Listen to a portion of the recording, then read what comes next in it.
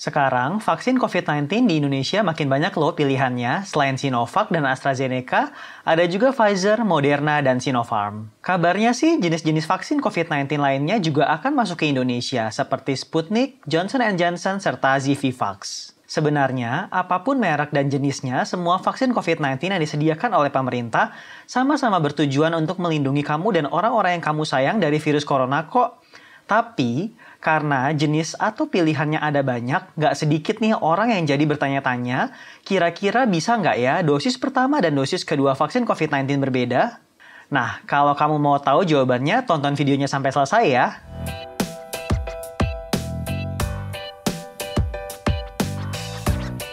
Halo, saya Dr. Deski dari Halo Dokter. Meski kasus aktif COVID-19 sudah mulai mengalami penurunan, tapi pandemi masih belum berakhir nih. Makanya, sampai sekarang pun pemerintah masih terus gencar menjalankan program vaksinasi COVID-19 ke seluruh daerah di Indonesia. Kamu mungkin sudah tahu ya, vaksin COVID-19 yang kini tersedia nggak cuma Sinovac dan AstraZeneca saja, beberapa bulan lalu masuk Moderna dan Pfizer. Terus, baru-baru ini vaksin Johnson & Johnson, Sputnik, dan juga Zivivax sudah mendapatkan izin penggunaan darurat dari Badan POM, sehingga mungkin nggak lama lagi nantinya bisa dibagikan secara luas ke masyarakat. Memang, banyak jenis atau merek vaksin yang tersedia sekarang bisa menandakan bahwa penggarapan program vaksinasi makin hari makin baik. Tapi, karena ini juga nggak sedikit nih orang yang justru jadi bingung, vaksin mana yang harus dipilih. Bahkan, karena saking banyaknya pilihan, ada juga loh yang ingin mendapatkan vaksin berbeda di setiap dosisnya, dengan harapan mendapatkan proteksi yang lebih.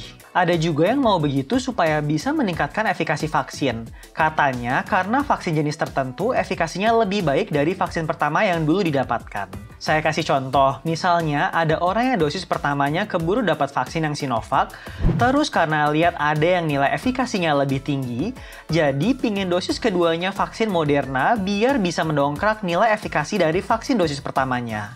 Nah, yang jadi pertanyaan, bener nggak ya anggapan seperti ini? Saya akan coba jelaskan nih semuanya ke kamu. Tapi sebelum itu, saya mau kasih tahu kalau kamu ingin nanya-nanya langsung ke dokter soal COVID-19 atau mungkin hal kesehatan lainnya, kamu bisa loh memanfaatkan layanan telemedicine chat bersama dokter di aplikasi Halo Dokter.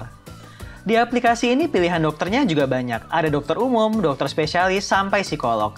Respon dokternya juga cepat loh. Dalam waktu kurang dari 5 menit pertanyaanmu sudah dijawab. Udah gitu, penjelasan dokternya gampang banget dimengerti dan akurat secara medis. Terus, kalau dirasa perlu, dokter juga bisa meresepkan obat yang bisa kamu tebus menggunakan fitur Halo Shop di aplikasi Halo Dokter. Gak perlu ribet keluar rumah, obatmu akan dikirim langsung ke rumah oleh tim Halo Dokter. Praktis banget kan? Makanya yuk download aplikasi Halo Dokter di Google Play maupun App Store sekarang juga. Oke, lanjut ya. Perihal boleh enggaknya dosis pertama dan kedua vaksin COVID-19 berbeda, hingga saat video ini dibuat sih hal tersebut belum dianjurkan ya. Memang sebelumnya sudah ada penelitian terkait hal ini yaitu dengan pemberian vaksin pertama dari AstraZeneca dan pemberian vaksin kedua dari Pfizer. Meski begitu, hal ini masih membutuhkan penelitian yang lebih lanjut dalam skala yang lebih besar untuk memastikan efektivitas dan keamanannya sehingga belum diterapkan secara luas. Sejauh ini, di Indonesia sendiri pemberian dosis pertama dan kedua vaksin COVID-19 masih dianjurkan agar berasal dari merek vaksin yang sama. Jadi, kalau misalnya kamu sudah menerima vaksin Sinovac di dosis pertama, ya dosis keduanya juga sebaiknya Sinovac. Ini dianjurkan bukan tanpa alasan kok. Beberapa waktu lalu WHO pun membuat pernyataan bahwa sebaiknya setiap orang jangan gegabah membedakan dosis pertama dan kedua vaksin COVID-19-nya. Alasannya ya karena keamanan dan efektivitas pemberian vaksin seperti ini masih perlu diteliti lebih lanjut.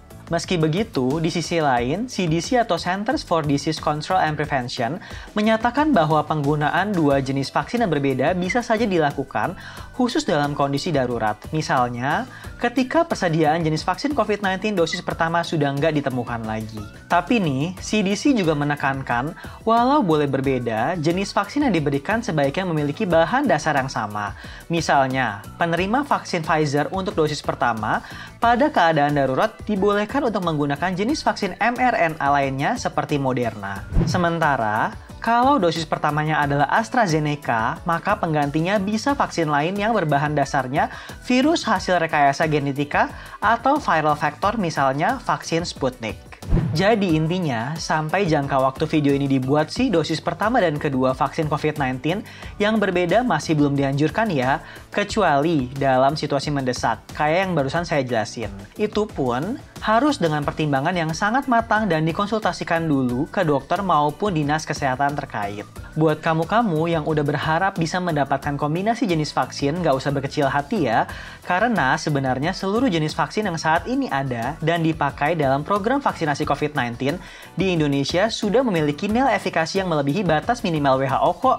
Jadi, kamu tetap akan mendapatkan proteksi dari vaksin yang ada sekarang ini tanpa perlu dikombinasikan. Nah, kalau memang kamu mau meningkatkan efektivitas vaksin, kamu lebih dianjurkan untuk tetap menerapkan protokol kesehatan sebaik mungkin.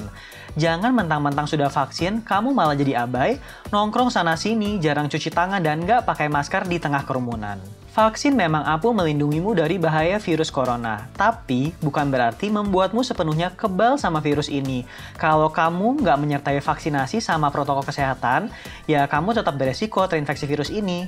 Tentu, kamu nggak mau kan terkena COVID-19 dan menularkannya ke orang yang kamu sayangi. Nah, itulah penjelasan soal boleh nggaknya menerima jenis vaksin yang berbeda di setiap dosisnya. Semoga bisa menjawab rasa penasaranmu ya.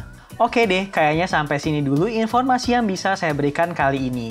Kalau kamu punya ide dan saran-saran untuk tema kesehatan selanjutnya yang asik dibahas di YouTube Halo Dokter, langsung saja tulis di kolom komentar ya.